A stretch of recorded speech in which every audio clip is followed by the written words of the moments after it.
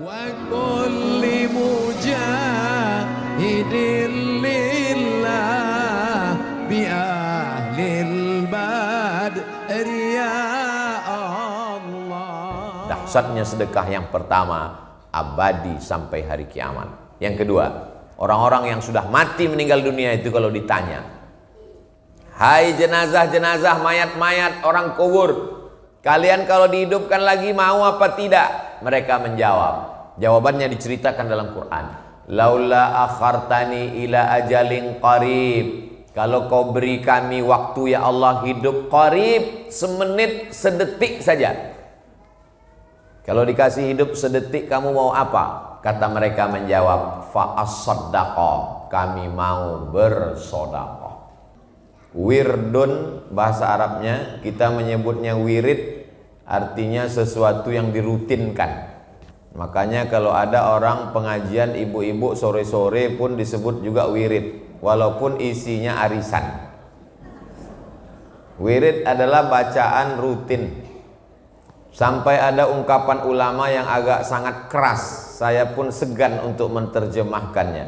Man laisa lahu wir fahuwa qir. Siapa yang enggak baca wirid maka dia monyet. Jadi alhamdulillah kita punya rutinan wirid. Wirid-wirid ini datangnya dari mana yang kita baca tadi? Itu semua diambil dari hadis Nabi Muhammad sallallahu alaihi wasallam.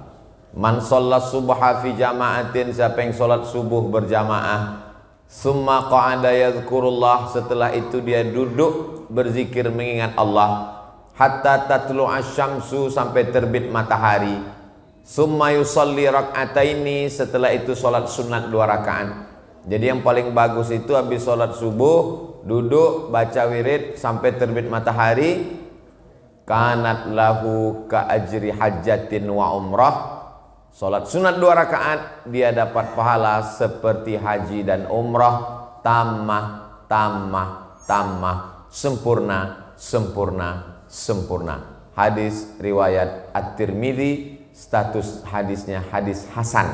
Hadis hasan tidak ada ikhtilaf di antara ulama, kita amalkan. Saya pribadi mengajak jamaah biasanya dalam kajian subuh, habis baca zikir-zikir, membaca kitab hadis At-Targhib wa Tarhib, sampai waktu sholat sunat isyraq 2 rakaat. Waktunya mudah saja, kita cari waktu maghrib di daerah masing-masing. Jadi kalau di Semarang maghribnya jam 5.30, berarti baca wiridnya sampai jam 5.30 pagi. Setelah itu sholat sunat isyraq 2 rakaat, dapat pahala seperti haji dan umroh. Ini mengobati hati yang udah nyetor haji furoda nggak dapat visa.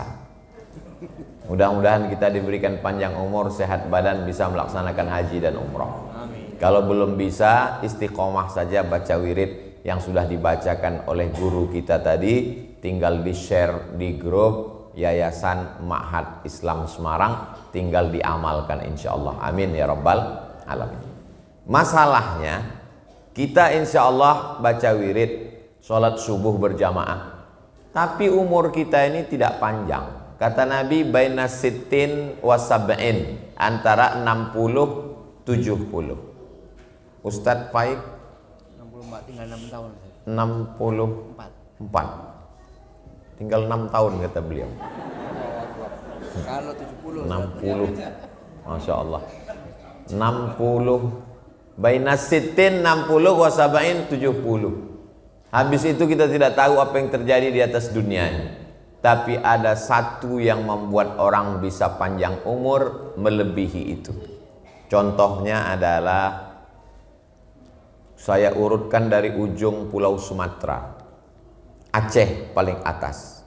Di situ ada orang yang sudah meninggal dunia. Saya ziarah ke makamnya, datang ke tanah yang diwakafkan, namanya Syekh Mudawali. Punya anak orang pertama yang dapat gelar doktor dari Al-Azhar Kairo, orang Asia Tenggara, bidang usul fikih. Namanya Syekh Muhibbuddin Wali, Profesor Dr. Syekh Muhibbuddin Wali. Anak dari Syekh Muhammad Wali atau disebut juga Syekh Muda Wali. Sampai hari ini masih dikenang orang, namanya disebut, murid-muridnya bersebaran di Aceh. Apa yang membuat dia panjang umur padahal sudah meninggal dunia? Dia membangun pesantren Darussalam Labuhan Haji. Turun dari atas Aceh, turun ke bawah Sumatera Utara. Di Sumatera Utara ini saya ziarah ke makamnya, tausiah di pesantrennya, namanya Syekh Mustafa Husain. Sudah meninggal dunia, tapi murid-muridnya menyebar. Waktu saya sampai ke sana 12.000 orang. Santri perempuan 5.000. Ternyata kalau kita disambut 5.000 orang perempuan semua merinding juga. Sudah lama meninggal, tapi sampai hari ini orang Sumatera Utara menyebut murid-muridnya di UIN, di IAIN, sekolah tinggi, para asatis, Syekh Mustafa Husain membangun pesantren Mustafawiyah. Turun ke bawah dari Sumatera Utara, Riau. Di Riau juga ada seorang ulama namanya Syekh Abdul Ghani. Syekh Abdul Ghani meninggal, dilanjutkan anaknya Syekh Aidarus. Syekh Aidarus meninggal, dilanjutkan anaknya Syekh Alaidin. Apa yang membuat bertahan? Mereka membangun pesantren namanya pesantren Darussalam Batu Besurat. Datang pembangunan PLTA, hancur karena tenggelam desa, tapi direlokasi, pindah ke tempat lain. Pesantrennya masih tetap tegak berdiri sampai hari ini. Ini kalau saya urutkan provinsi-provinsi ini bisa sampai subuh. Kita langsung aja melompat ke Jawa Timur. Saya kebetulan kemarin mempresentasikan disertasi S3 saya. Judulnya Syekh Muhammad Hashim Asy'ari wa Juhuduhu fi Nashris Sunnah bi Indonesia. Tebalnya 600 halaman.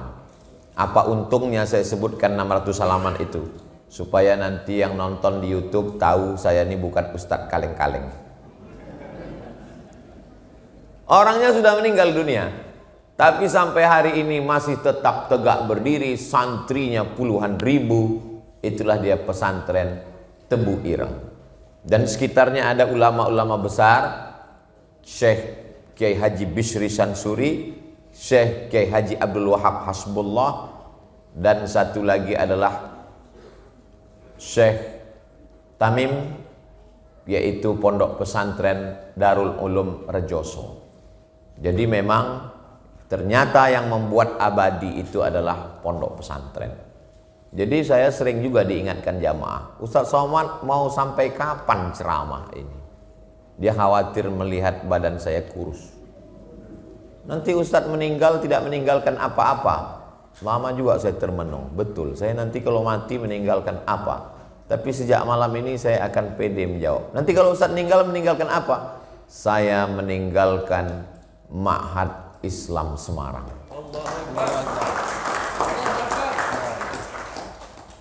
Loh, apa hubungan Ustadz dengan Ma'had Islam Semarang? Oh, ada hubungannya. Mana buktinya? Ini fotonya ada, videonya ada, sedikit banyak.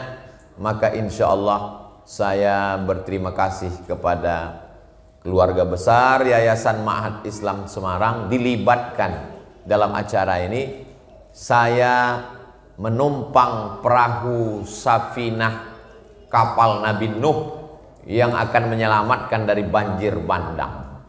Perahu itu bernama Yayasan Ma'had Islam Semarang. Allahu Akbar.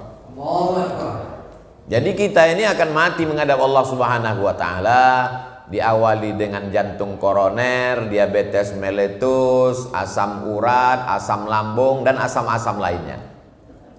Ada yang kekal abadi, yaitu Ma'had Islam. Perjuangan yang sulit adalah pembebasan tanah. Ternyata tanahnya sudah ada 6.000 meter, tapi karena tidak dibangun, kena khitan massal, tinggal 4.000 meter. Kalau 4.000 meter ini tidak kita selamatkan, habis. Maka 4.000 meter yang tersisa inilah Jadi tadi saya tanya berapa meter tanahnya, tinggal 4.000 Ustaz. Di pusat kota atau di pinggir, di tengah kota, berarti nggak bisa ke samping, dia mesti ke atas. Sesuai dengan yang kita tonton di TV. Yang namanya pembangunan itu ke atas, bukan ke samping. Bangunannya mesti naik ke atas. Jadi kalau gitu kita mesti menyiapkan semennya, batu batanya. Saya lihat di samping udah ada batu bata. Biasanya peletakan batu pertama itu di atas tanah. Seumur-umur baru ini insya Allah peletakan batu pertama di hotel. Insya Allah. Lama sudah saya tausiah kemana-mana tempat. Baru ini peletakan batu pertama di hotel. Nanti setelah diletakkan baru dibawa ke lokasi. Itu tidak mengurangi apapun. Catatan malaikat tidak pernah lalai dan lupa. Jadi dahsyatnya sedekah. Yang pertama adalah membuat orang kekal abadi, gak mati-mati sampai hari kiamat. Jadi kalau ada ibu-ibu yang khawatir takut mati, kasih 100 sak semen. Insya Allah bertahan 3 bulan. Kalau mau tambah lagi, bisa nambah lagi. Bapak-bapak yang khawatir nanti kalau saya meninggal dunia Pak Ustadz, rumah saya ini nanti akan dijual anak-anak saya, istri saya diambil brownies berondong manis, mobil saya diambil, lalu nama saya yang ada di STNK BPKB akan diganti, pasti.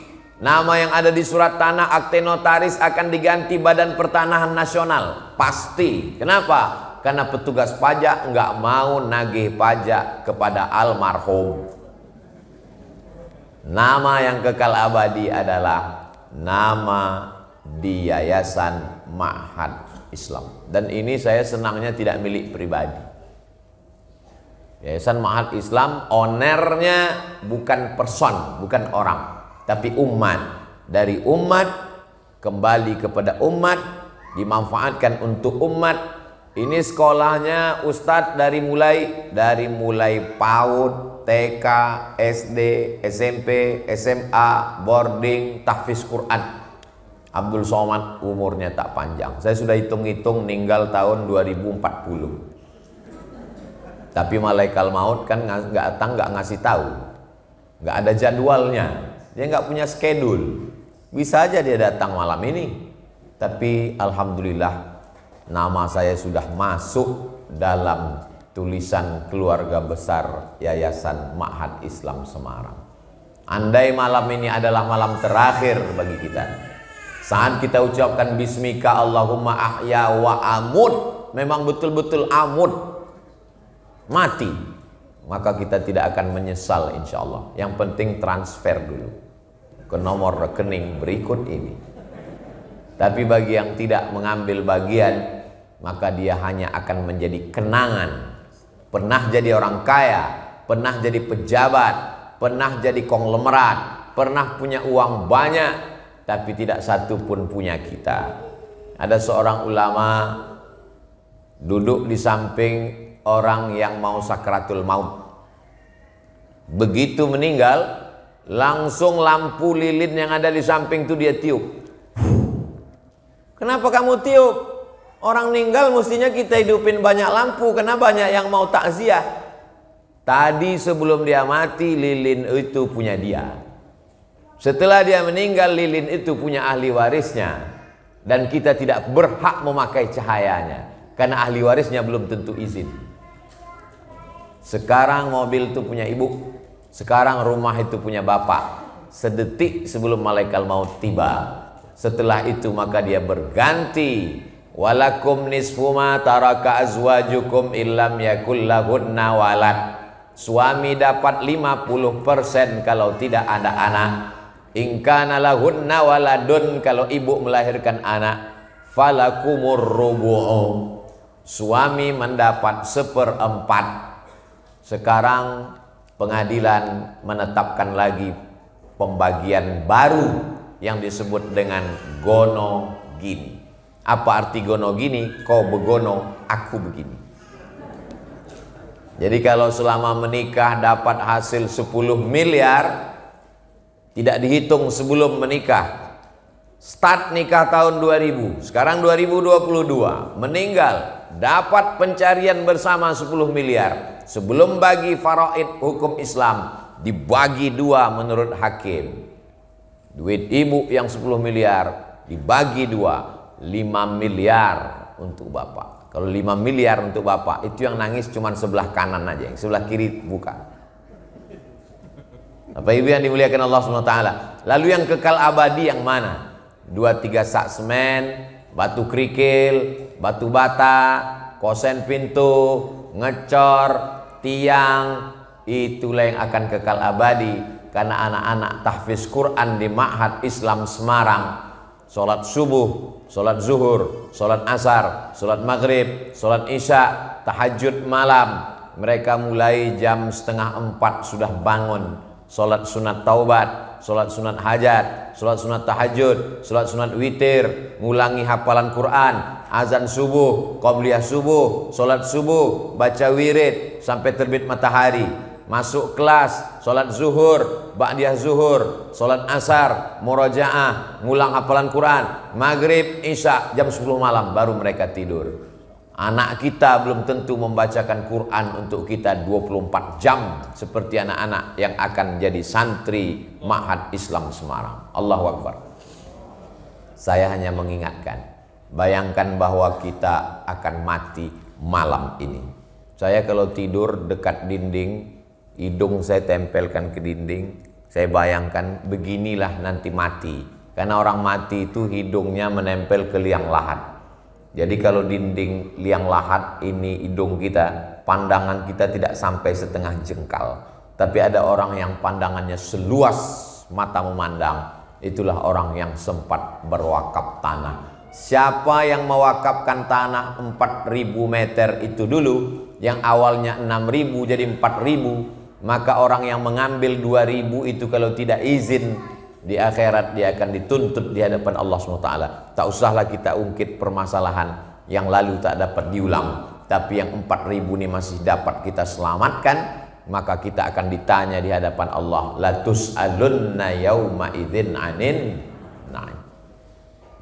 Saya kalau hanya sekedar ceramah, kajian subuh, kajian duha, kajian ibu-ibu, kajian bapak-bapak, selesai. Tapi dengan kajian malam ini kita sedang ingin membuat suatu keabadian. Dahsyatnya sedekah yang pertama, abadi sampai hari kiamat. Yang kedua, orang-orang yang sudah mati meninggal dunia itu kalau ditanya, hai jenazah-jenazah, mayat-mayat orang kubur, kalian kalau dihidupkan lagi mau apa tidak? Mereka menjawab. Jawabannya diceritakan dalam Quran.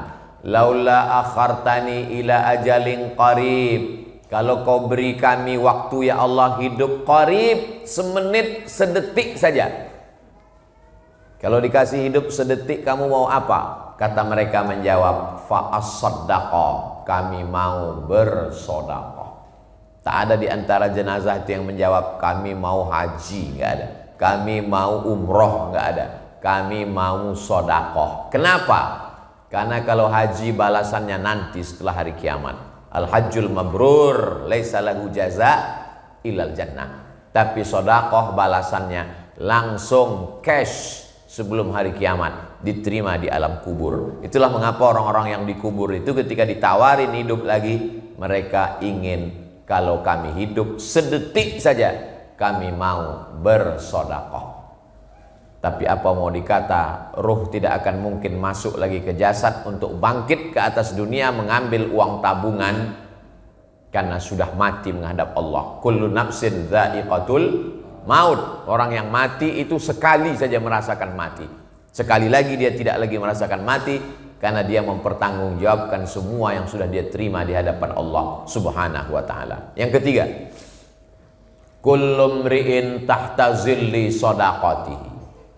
Ketika nanti kita dibangkitkan di padang mahsyar, tidak ada payung, tidak ada atap, tidak ada tenda, semuanya hancur lebur. Tapi ada orang yang tenang, adem, ayem, tidak berkeringat. Siapa dia? Kullu mri'in tahta zilli shadaqatihi. Mereka bernaung di bawah sedekahnya.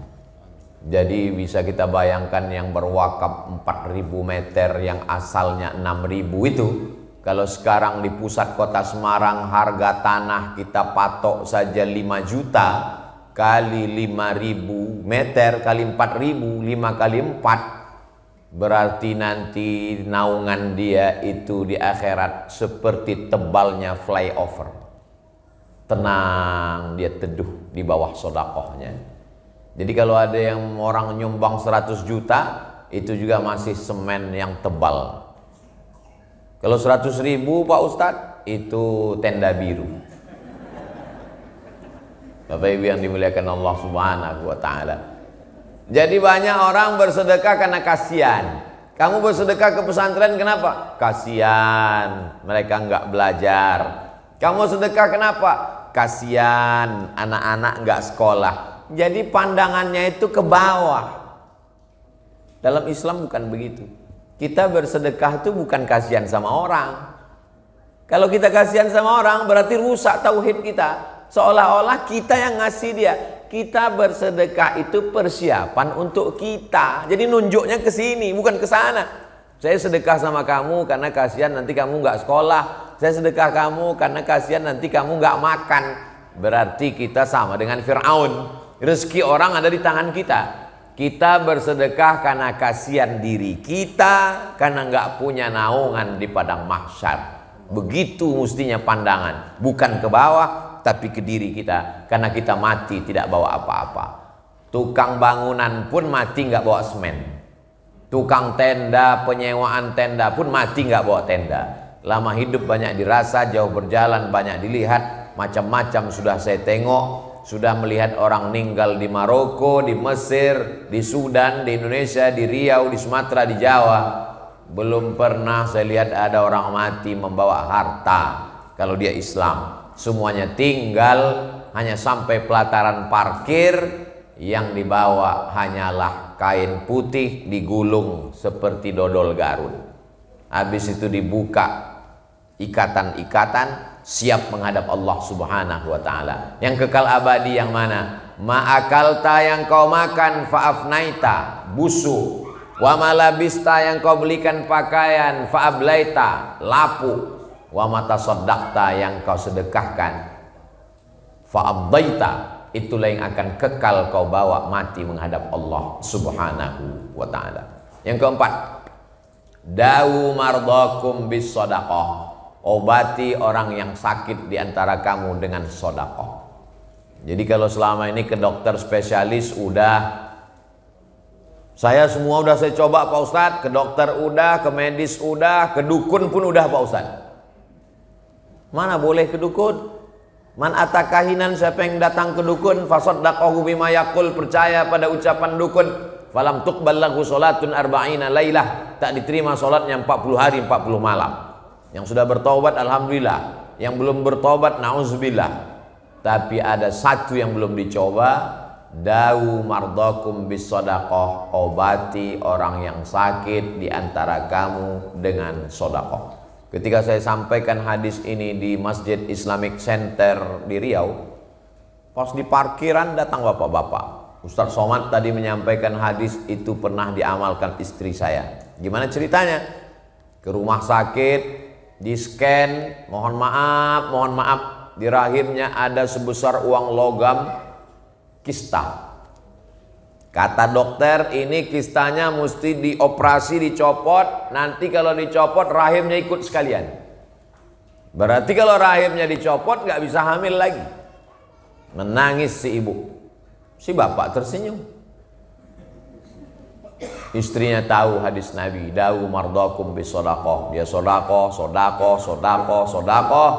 Setelah itu tak lama dia pergi lagi medical check up, dicek, rupanya kista itu mengkerut, mengecil, hilang. Dokternya heran, makan apa? Biasa makan nasi. Minum apa? Minum air putih. Dokternya tak tahu tentang hadis dawu mardakum bis sadaqah. Yang Ustadz sampaikan tadi itu kami sudah mengalaminya Pak Ustadz, sehat walafiat sampai sekarang. Ada satu buku judulnya Gharaib wa Taraib. Saya terjemahkan ke dalam bahasa Indonesia, semua ada saatnya. Ditulis oleh Syekh Abu Mahmud Al-Misri, Abu Amr Al-Misri, Mahmud Al-Misri. Semua ada saatnya. Bercerita tentang orang Saudi Arabia kena penyakit, diponis dokter di Amerika mati. Dia ingat hadis Nabi, dawu mardakum bisadaqah, pulang ke Saudi Arabia sedekah. Setelah itu dia terakhir sekali pergi lagi ke Amerika, check up. Ternyata dokter heran, kenapa penyakitmu hilang? Kamu makan apa? Terapi apa? Enggak ada. Tapi kami percaya hadis Nabi kami, dawu mardakum bisadaqah. Diberikan Allah kesembuhan. Bagi orang yang tidak bertuhan, apa hubungan korelasi antara sedekah dengan penyakit? Tapi bagi orang beriman mudah, innama amruhu idza arada syai'an ayaqula lahu kun fayakun. Tak ada yang sulit bagi Allah Subhanahu wa ta'ala. Yang kelima, shadaqatus sirri tadfa'u mitatassu. Sedekah menolak mati su'ul khatimah. Selama ini kita bukan main takut su'ul khatimah. Orang kalau su'ul khatimah, sholatnya nggak bisa nolong, pahala puasanya terbang, zakat infak sodakohnya melayang. Kenapa? Karena tidak diterima Allah Subhanahu wa ta'ala. Wa qadimna ila ma'amilu min amalin. Semua amalmu dulu kami datangkan, lalu amalmu itu kami jadikan habaan mansura, seperti debu yang dihembus angin. Tak ada maknanya. Gara-gara su'ul khatimah. Kita setiap hari berdoa, Allahumma khtim lana bi husnil khatimah wala takhtim alaina bi su'il khatimah. Tapi kata Nabi, ada cara menolak mati su'ul khatimah. Dengan apa? Shadaqatus sirri tadfa'u mitatassu. Sedekah menolak mati su'ul khatimah. Ada seorang anak muda pakaian ihram, sujud di belakang makam Ibrahim, ninggal sedang sujud. Tidak ada kematian yang lebih indah daripada ini. Di tanah haram, dalam Masjidil Haram, pakaian ihram, selesai tawaf, dalam keadaan bersuci, dalam keadaan sholat, di sujud terakhir, aqrabu ma yakunul abdu min rabbih wa huwa sajid. Orang paling dekat dengan Allah waktu sujud, ninggal. Datang orang ke rumahnya, belum nikah, nanya ke ibunya, anak ibu ini ulama? Enggak. Amalnya apa? Biasa seperti anak muda yang lain, kerja, pulang. Beberapa hari setelah itu datang, mohon maaf, janda membawa beberapa orang anak. Ibu siapa? Kami ikut bela sungkawa atas anak lajang ibu yang meninggal. Kenapa? Gajinya selama ini sepertiga dia bagikan untuk anak yatim. Allah muliakan dia karena sedekah. Diangkat Allah Subhanahu wa ta'ala derajatnya, diselamatkan dari su'ul khatimah, diberikan husnul khatimah, hidupnya aja sudah disaksikan orang banyak kemuliaan, apalagi ketika menghadap Allah Subhanahu wa ta'ala. Tapi tidak semua yang sudah meninggal tiba-tiba janda datang bawa anak itu tanda husnul khatimah. Bapak Ibu yang dimuliakan Allah Subhanahu wa ta'ala. Yang keenam, di antara yang paling diinginkan orang beriman adalah mengalir sesudah kematian. Karena sesudah mati ini semuanya putus.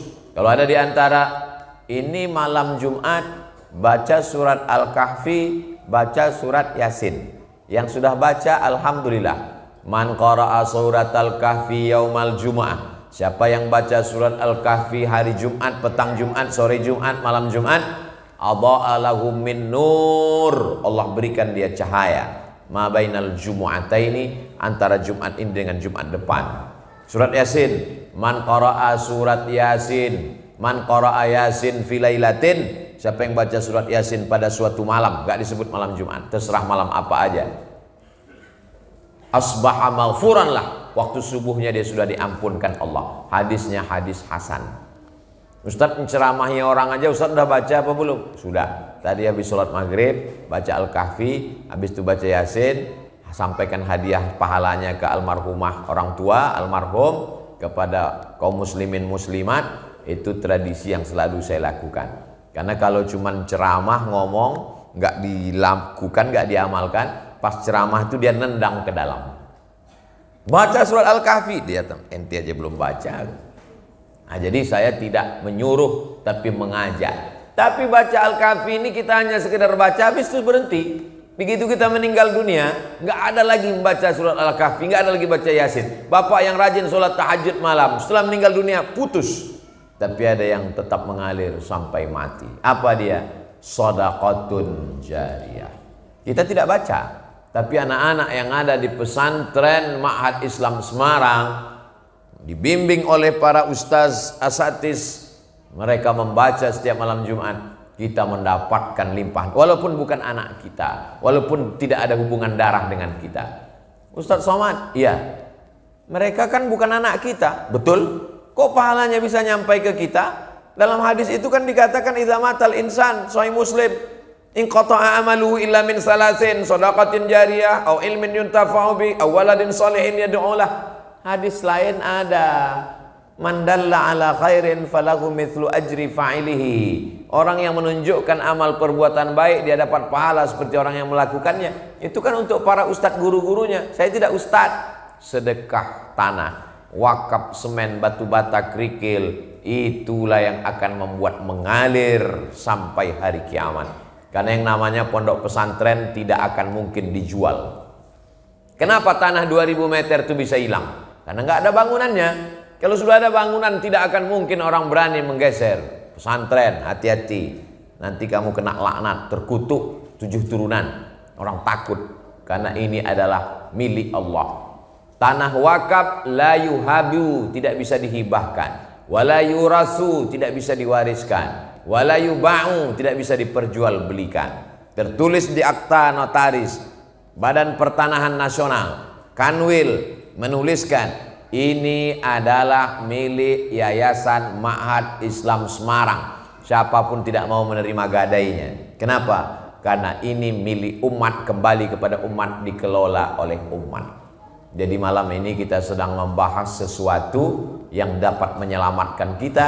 Pada saat itu tak ada yang bisa menolong. Yatsba'ul mayyita salasun, yang mengiringi mayat sampai ke liang lahat ada 3. Yang pertama maluhu, hartanya, mobil mewahnya sampai pelataran parkir. Yang kedua ahluhu, istrinya, suaminya, anaknya, mantunya, cucunya, nangis semuanya. Tapi air mata tak semuanya air mata kesedihan. Banyak juga air mata buaya. Ternyata buaya itu nggak ada pori-porinya. Dia nggak berkeringat. Jadi buaya itu dia kalau caranya mengeluarkan air dari badannya itu melalui satu saluran di dekat mata. Maka dia mengeluarkan air, tapi bukan karena sedih. Kekenyangan pun dia nangis juga. Maka disebut dengan air mata buaya. Itu buaya yang di air, apalagi yang di darat. Semua orang akan menangis dengan kepergiannya, sedih. Di hari kedua mereka mulai tersenyum tertawa. Di hari ketiga mereka mulai lupa. Tapi ada yang kekal abadi. Mana dia? Yang kita wakafkan untuk pembangunan Ma'had Islam Semarang. Ini ujung Semarang ini mesti disebut karena banyak Ma'had Islam yang lain. Bukan tidak baik, tapi ini kita khususkan. Saya berharap dalam waktu beberapa bulan ini terwujudlah apa yang dicita-citakan ini, insya Allah. Menerima murid tahun ajaran berikutnya, sehingga program pertama adalah kajian masyarakat sekitar. Jangan sampai orang tidak pandai mengaji, tahsin ibu-ibu sore, bapak-bapak, anak-anak kita selamatkan dari warnet, dari game online, dari gadget, dari maghrib ke isya, dihidupkan lagi kembali maghrib mengaji. Kalau tahun ajaran baru belum bisa dibuka karena pertengahan tahun, yang namanya maghrib mengaji mesti dibuka. Orang-orang yang mengeluhkan mahal segala macam, buka gratis. Cari pengabdian anak-anak pondok pesantren yang setahun bisa mengabdi silih berganti. Apalagi Al-Mukarram tamat dari pondok pesantren Gontor, jaringan beliau ada pondok cabang, ada pondok alumni, maka amat sangat bisa menghidupkan. Bapak ibu pula sebagiannya para alim ulama, para ustadz, para habaib, para guru, minta alumni-alumni untuk mengajar. Inilah yang menyelamatkan kita di hadapan Allah Subhanahu wa ta'ala. Saya sudah sampaikan beberapa poin. Mudah-mudahan ini mampu menggugah perasaan hati pikiran kita. Yang baik-baik datang dari Allah, yang tidak baik dari Al-Fakir Abdul Somad. Saya kembalikan ke Al-Mukarram, Ustaz moderator kita. Falyatafaddal.